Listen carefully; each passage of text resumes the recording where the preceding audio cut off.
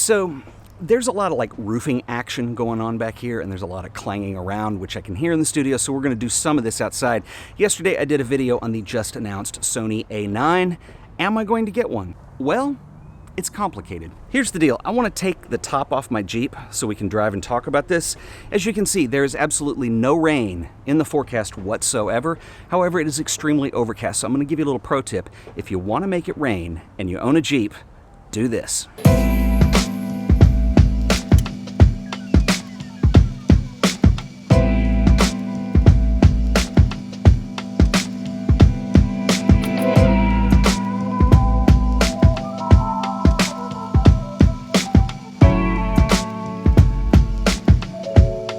Guaranteed rain. So let's talk about this Sony A9. Now let me preface this by saying, Sony, I love you, but I am sad. Yesterday you did this amazing press announcement for this new camera in New York City, and you had every photography channel on YouTube there but me. But don't worry, I still love you. I have had many Sony cameras over the years. I've shared just about all of them on this show with you guys, and I've spent my own money on them every time. I am not paid to talk about Sony. I use their stuff because I like it. I had the NEX5, and then I had the NEX6, then I had the NEX7, then I bought the original A7S. I had the A5100, still have the A6300, the RX100 Mark III, the RX100 Mark IV, the RX100 Mark V that I'm shooting on right now. Love it, by the way. The X3000, the AX53. So I've had a lot of Sonys over the years, and each one of them I bought because they did something that I thought that would work well for me. So a camera that does both stills and video functionality, and each one of them kind of improved on something I had before. But it seems like the biggest selling point on the A9 is the fact that you can shoot stills at very high frame rates, which is very cool. It's just not something that I need in the type of stuff that I do. I'm not that kind of a photographer. I don't have a need for spray and pray stuff. I shoot a lot slower than that.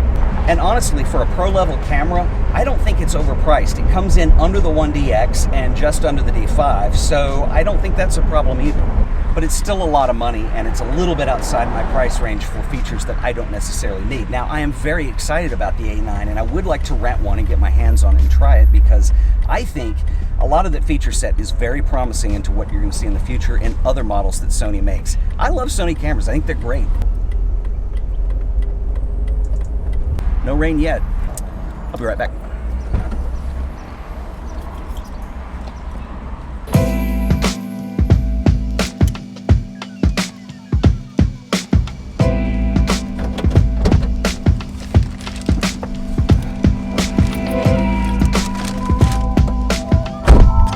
I'm telling you guys, they love you all in there. I walked in a minute ago and she goes, "Oh, you got something from Brazil. It just sounds exotic." And it does. So the A9 is not really for me personally, but that's mainly because it doesn't have anything that I think I would find useful, especially at the price point. Speaking of Sony, a lot of people have asked me if I could kind of share my setup and what cameras I'm using for my vlog setup, so let's do that.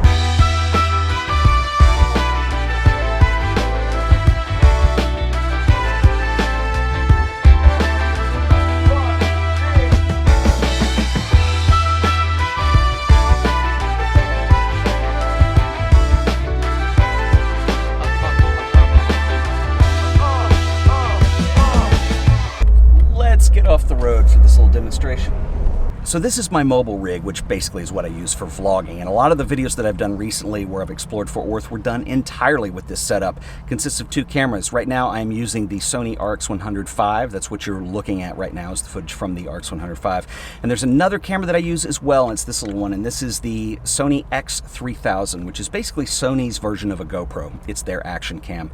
There's three things that I actually like about this over the GoPro, which is why I ended up switching over to this. First of all, low light performance is slightly better, but even better than that is it has built-in optical image stabilization. In fact, Sony calls it BOSS, which stands for Balanced Optical Steady Shot. And basically what it means is this whole lens mechanism moves around while you're moving, so you don't see as much jittering as you do with the GoPro or any other action cam. Use this a lot for a dash cam, and it works really well to smooth that footage out. So anytime I'm in the Jeep and you're seeing something in the dash. The other thing that I really like about it, and it's a big advantage over the GoPro, is the microphone in here is actually excellent, and it's good enough to use just for general vlogging. And so basically I can stick it on something like the little Manfrotto Pixie, And you're set up for vlogging. Now, I like this because it's a wide angle, so you don't have to hold it that far away. It's very small, so it's really easy to carry around and be fairly stealth with. And you're listening to the audio just on the microphone on this camera, which I think is very decent.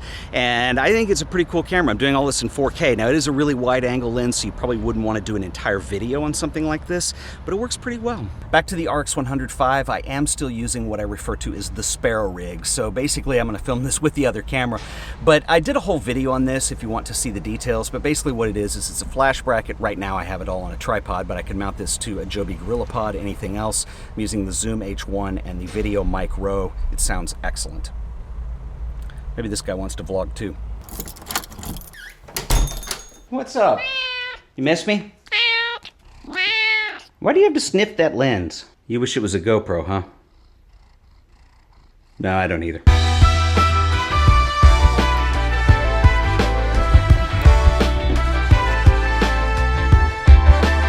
So that is the mobile rig. That's what I use when I'm out and about. And when I'm in studio, it changes considerably, and I can use different cameras in here. I'm not worried about portability as much. So I'm going to get into that a little bit. Oh, and another thing, I've had several people ask me about music that I do for these videos, and do I still write my own music? The answer to that is kind of complicated. If you're new to the show, I was a music major when I was in college, and I do a lot of my own composition stuff. I still write music a lot. Just on the side, and I was scoring my own music for this show for a long time, and this went on for a while, and it got to a point in the last year where it got really tricky because I increased the frequency that I was putting these videos out, and so I just could not, it was not sustainable for me to try to write music for every video that I did. And so I started doing things like reusing music, and then that would get stale, and so I really needed to kind of be able to set that aside and look for like a stock company or something where I could just get music online. And the problem with that is most of the stock stuff just was terrible. It was kind of dated and cinematic feeling, and the other thing is really expensive. And then finally, a very good friend of mine turned me on to Epidemic Sound, which I recommend to you guys. That's what I'm using. And I've been using them for a couple weeks now, and it's really worked out. And what I like about it is they work directly with smaller artists, so their quality is a lot higher, and they're very consistent. And one of the things that's really cool is it's allowed me to branch out and do some styles of music that I wouldn't have done on my own. So like I used like a 1950s doo-wop thing in a video last week, and it worked really well, but that's something I would have never thought of if I were still scoring my own music. So I will probably still do that from time to time, but it'll be just on special things, and I think that Epidemic just are so awesome, and that library is great.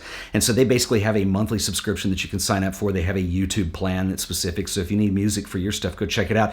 I will put a link in the description, and another thing that's very cool is I told them I was going to give them a shout out, and they said, well, we can do one better. We'll give you an offer code. So this is good for the next 30 days or so, but basically if you use this offer code, I'll put that in the description as well. That will save you an additional 25% off your first 6 months. So they're totally cool people, totally recommended, and go check them out. So that's Epidemic Sound. Links in the description. Let's talk about what's in the studio. So let's talk about cameras and lighting, and I'll start with cameras. And so the camera that I mainly use the most on the show is this one, which is the Sony A7S. Now what I really like about this is, one, I've owned it for a long time and it does everything I need it to do, and I really, really like this setup. This is an older cage. It's an old Zacuto. This is kind of unnecessary, but it allows me to mount things on here, and I just use a Rode Video Mic Pro with this that goes into the audio input. And this camera is great. It does well in low light. I also use this for shooting stills quite a bit. Really love the original A7S. I never have upgraded the 2 just because it costs a lot of money, and this does what I need it to do. Now, one of the things it will not do is it will not do internal 4K recording. You have to go out of the HDMI and into some kind of external recorder. And it also doesn't have a rear-facing screen, so it's really hard for me to be able to see myself when I do these. And so what I did as a workaround is I got the Atomos Ninja Flame. I think it's how you say it, Atomos or Atomos, and this solved both. So what this is it's a big monitor that I use as a touch screen. I run an HDMI input into here, and basically this takes a signal off the camera, and it uses these big hard drives that slip into the back, and it's basically a laptop hard drive that's enclosed in a case. And so what it does is it records ProRes footage right onto the drive, and so it makes it super easy because it's ready to edit. So really all I have to do is turn that on and go, and I have a little basket of prime lenses that I use, and I flip these in and out if I need to change the focal length. But it's really simple for the most part, and it's something that I really like. The second camera that I'm using is the one that I am filming on right now, and this is the Panasonic Gh4. And it seems fairly obvious. It's a little smaller, a little less big than that, and this is the newest edition and something that I've really been looking at a lot lately. And I would really love to use a Sony all the time, dear Sony, but you don't have anything with the flip screen that does 4K and works out like this. I used to really like using the Canon 80D a lot, and I still love that camera, but it doesn't do 4K. And I wanted to do something because that's how I do my videos now, and so that's why I went with the Panasonic. And so far, I'm really liking it, and I'll do a review with you guys soon. I've talked about that camera a little bit, but I'll get more into the stills functionality as well as video too. So that is basically the camera setup. Now, lighting gets a little bit trickier because I haven't settled into something I'm really happy with. I was using pretty much natural light exclusively for a while because I have this big window behind the Sony that you saw. And I can close that off and actually put something over it to shut that out. But I like natural light. It's really pretty, it's very diffuse, and it works really well. The problem with using that extensively for video is that it changes on you throughout the course of the day. So if you're taking something that is more than a few minutes to take, you could have completely different lighting. It's worked well. I've kind of learned how to work around it, but really more now I'm trying to black that out and use LEDs in the studio. And basically this revolves around these two big LEDs that are icons that I have that just point up at the ceiling, and they just give an ambient bounce light.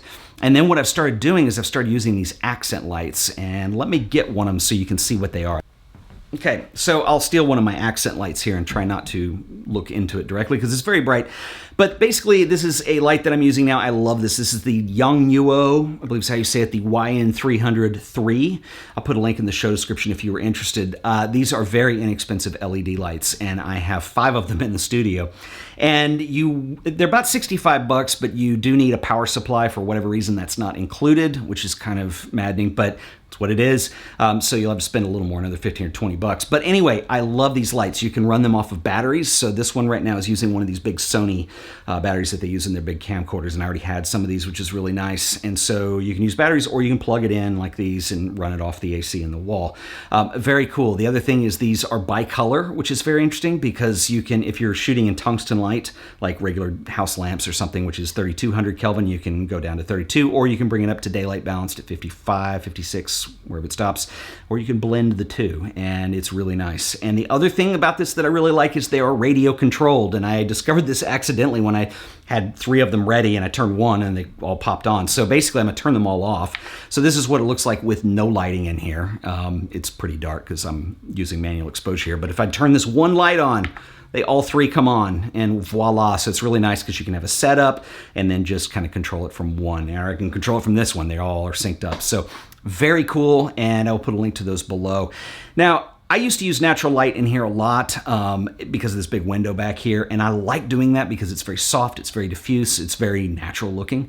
But the problem with that is it's very unruly, and if you are working on a video for more than a couple minutes, the light can change on you. And I used to just roll with that, but it's become very difficult. So really what I'm more into now is trying to black that out and then just use these studio lights to do what I want. Now the problem is when I use these and I get a setup, part of why I'm doing a lot of the vlog stuff and why I'm getting out is because I don't want to sit here and just be a sitting talking head all the time. I want to try to vary it up and kind of make it more exciting. And so that affects the lighting setup. So I'm still working on this. So I'll report back when I've got some more to talk about. But that's one thing I'm working on right now. So anyway, that's pretty much my setup for how I make videos. And if you guys have any questions about this, please feel free to leave me a comment. And that's about all I got for today. Got to go edit this and get it up. If you enjoyed this video, please remember to like it, share it, subscribe to The Art of Photography for more videos, and I'll see you guys in the next one. Until then,